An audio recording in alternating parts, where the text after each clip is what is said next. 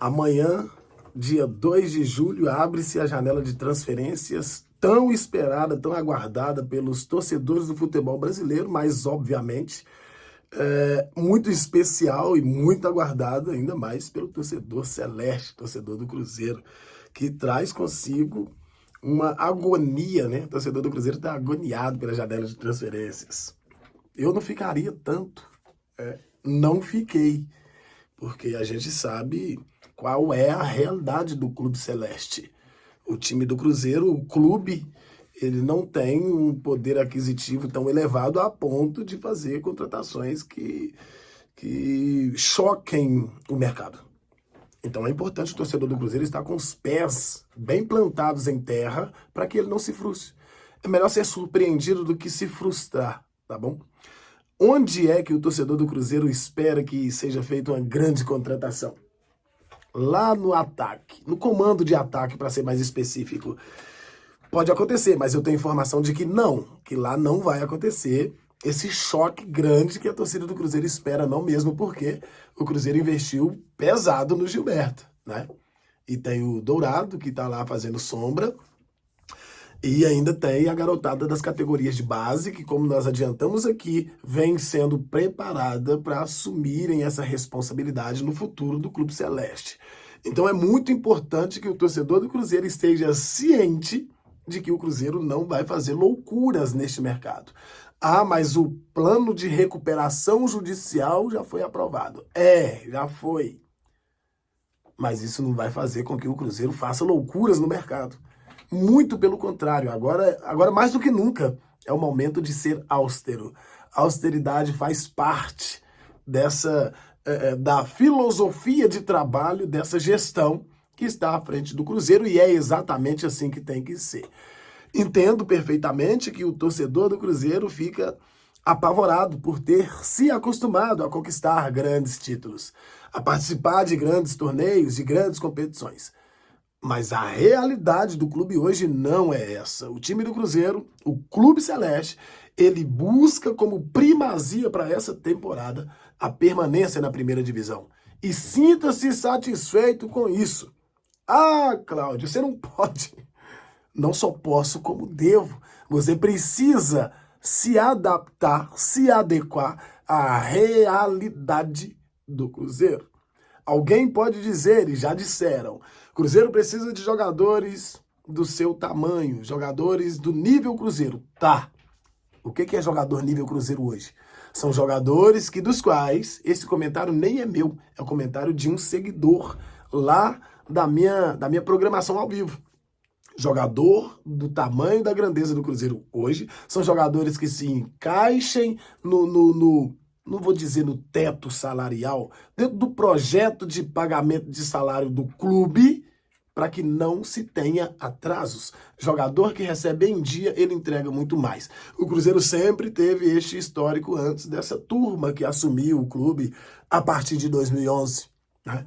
A partir daí, a coisa começou a degringolar um pouco, simplesmente por irresponsabilidade de gestão.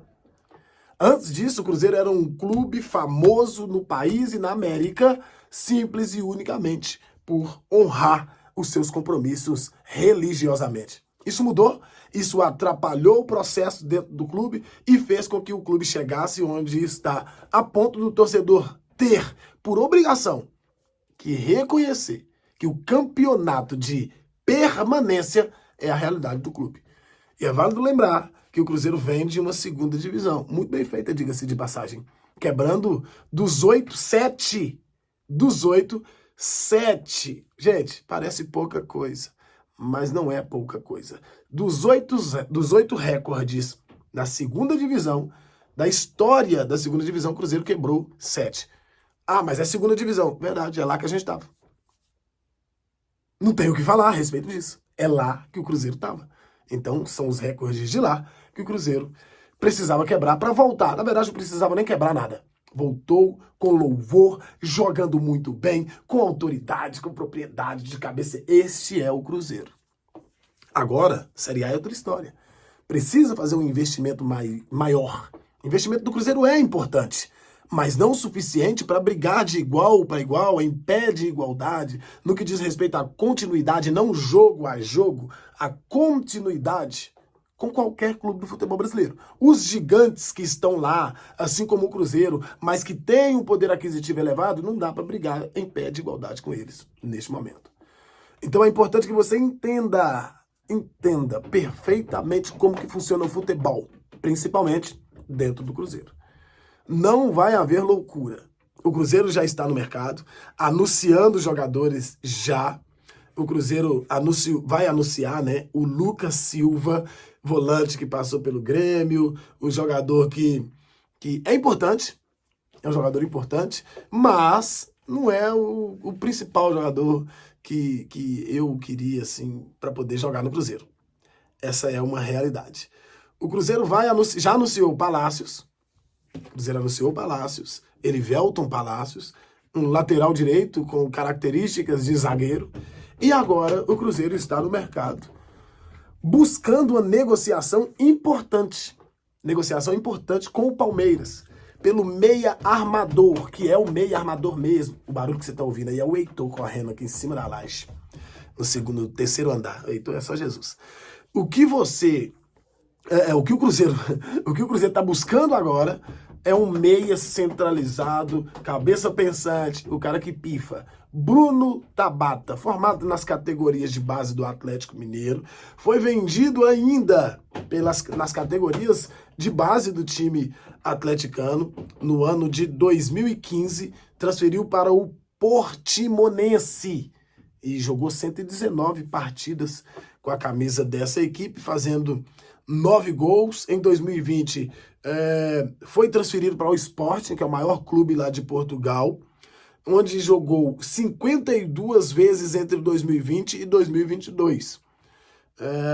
Teve algumas lesões, né, que atrapalharam uma sequência melhor, mas marcou 8 gols e deu 6 assistências. E agora está no Palmeiras, não tem tantas oportunidades no time palmeirense, mas o que pode atrapalhar essa aquisição celeste são os vencimentos. São altos, são elevados, e o Cruzeiro está negociando para poder pagar parte, e o Palmeiras também pagar parte. Jogador que tem contrato com o time palmeirense até o final de 2026. É um jogador que pode sim ser importante, pode ser titular no time do Cruzeiro, e quando nós estamos todos preocupados com o setor de ataque, nós precisamos entender que o setor de ataque do Cruzeiro passa por pelo menos 7, 8 jogadores. Então o problema maior não é o centroavante. O centroavante é mais um dos problemas. E o Cruzeiro, enxergando isso, entendendo isso, está buscando alguém que dê a ele um pouco mais de qualidade no passe final, para que ele possa ter uma oportunidade melhor de finalização. Tem o Vitor também, o Paulo Vitor, que é um jogador de beirada, não chega para ser titular e, poxa, tudo bem. Com o time que o Cruzeiro tem hoje, gente, a gente se mantém. Só que para se manter com louvor, precisa reforçar, e nós não somos ignorantes, burros, para pensar que não tem. O ataque precisa melhorar urgentemente, para que a gente possa conquistar o nosso objetivo com um pouco mais de tranquilidade. Não estou aqui falando de briga por vaga de Libertadores, briga por títulos, porque essa não é a nossa realidade. A manutenção do Cruzeiro é o que de fato precisa ser feito, precisa ser levado em conta. A partir daí, o que vier é lucro.